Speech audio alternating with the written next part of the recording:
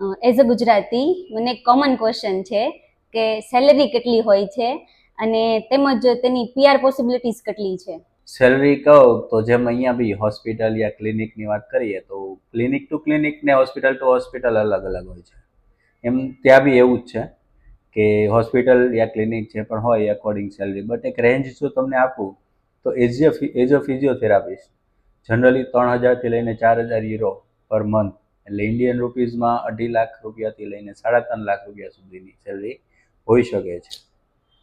અને જો પીઆર પોસિબિલિટીની વાત કરીએ તો જનરલી તમે જો ફૂલ ટાઈમ તમારી પાસે જોબ અવેલેબલ છે તો ફૂલ ટાઈમ જોબ તમે 3 વર્ષ સુધી કરો એટલે તમે પીઆર માટે એલિજિબલ થઈ જતા હોય, તથા સિટીઝનશીપ 5 વર્ષ પછી તમે એલિજિબલ થઈ જતા હોય.